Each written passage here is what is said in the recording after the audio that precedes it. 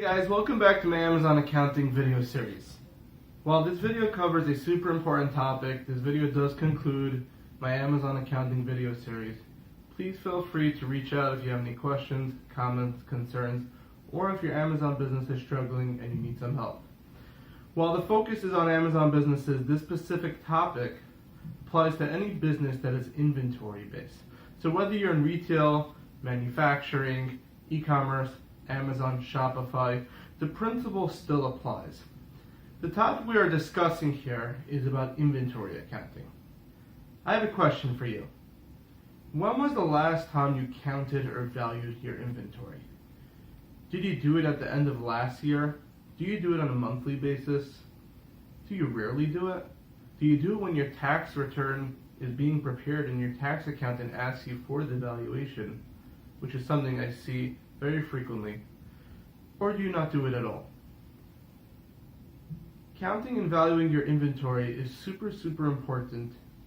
It's important to help you understand your business's profitability, how things are doing, as well as ensuring that you have a robust balance sheet that can have various implications. The reasons can vary, but the point of this simulation and this video is to help you understand why it is super important you can't value your inventory. Now, if you're an Amazon business, there is a unique component here where you're probably doing FBA. So the question is, how do you get into Amazon's warehouses and count the inventory you have at these locations? The answer is you don't. But what's super important is at least to utilize the reporting that Amazon gives you, combined with some of your internal reporting, to be able to understand the flow and movement of inventory on a settlement and monthly basis. Here goes the simulation. Hopefully this video helps you take things to the next level and gain a better understanding of your business. Let's get right to the simulation. Okay guys, so we have ABC Company balance sheet as of February 28th, 2018, and ABC Company income statement, or what some people call P&L, for the period of February 1st through February 28th, 2018.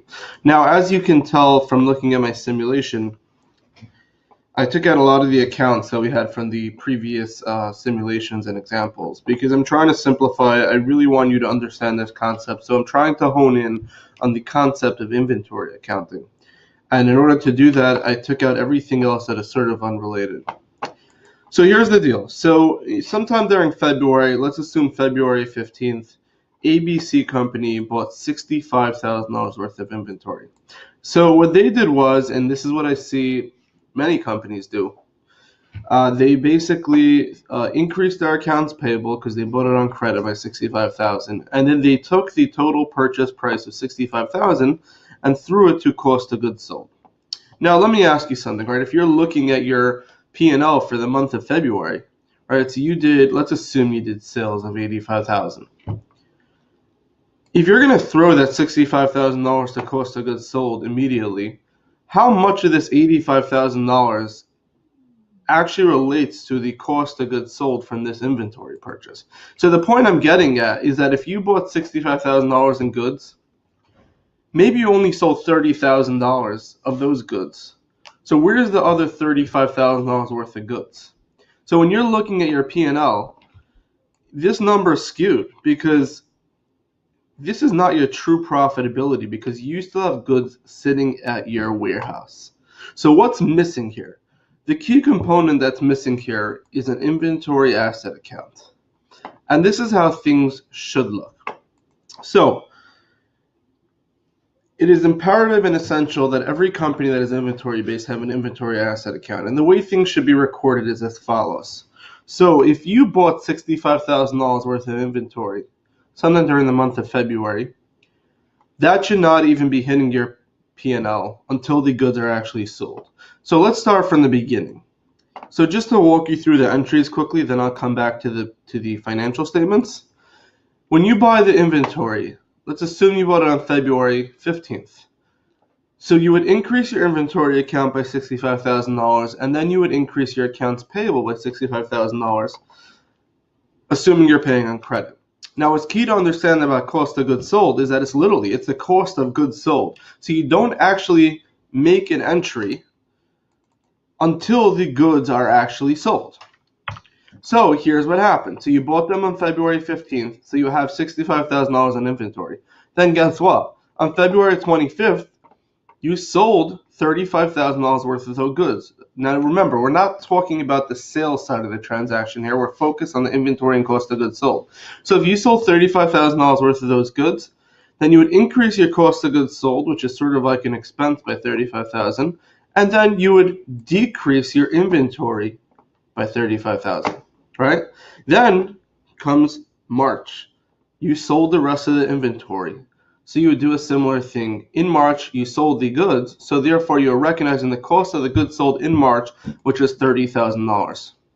So now back to the P&L. What's going to happen is, so when you buy the goods in February, your balance in your inventory account will be $65,000, right? Then when you sell the goods, so let's assume in this example you sold $35,000 worth of goods. So then you would reduce this $65,000 by $35,000, leaving you $30,000 remaining in inventory, right? So what happened to the other $35,000? Again, that went to cost of goods sold when the goods were actually sold. So now when you're looking at your balance sheet at the end of February, you're going to see a balance in your inventory account of $30,000. When you're looking at your P&L in February, you're going to see your sales less the cost of the actual goods that were sold. Now, come March, you sold the rest of the inventory, as is this example here. So you sold $30,000 worth of the original purchase of $65,000, which is really the balance remaining in your inventory account. So what are you going to do? You're going to reduce your inventory by this $30,000 and increase your cost of goods sold by $30,000.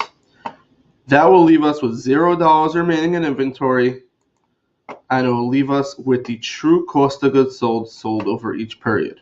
So back to my example. So this is an inaccurate depiction and reflection of your company's activity, because by throwing everything initially to cost of goods sold, it is not an accurate reflection of your company's sales and related cost of goods sold.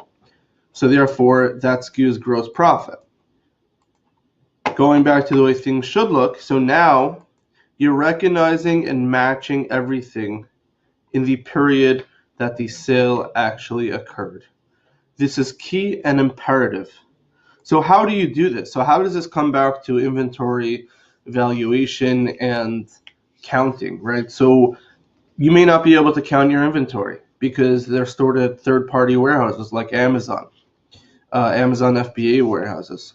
But at a minimum, you should, at the end of each month, you should have a good understanding of what the value of the cost stored at your third-party warehouses and your warehouses, what the value is, and that should be reflected in your inventory asset account on your balance sheet. Then you would be adjusting it for the goods that were actually sold during that month on your P&L. So like this, when you look at your financial statements, you have a very clear and accurate understanding of how your business performed. Plus, you also have a good understanding of your inventory balances and valuation as of the end of the month. Okay, so that wraps up the topic of inventory accounting for your Amazon business. And that also wraps up my Amazon accounting video series. I hope you gain tremendous insight and value from this series. As usual, please feel free to reach out, DM me if you have feedback or comments, or if your Amazon business needs help. Don't be afraid to reach out. Thank you.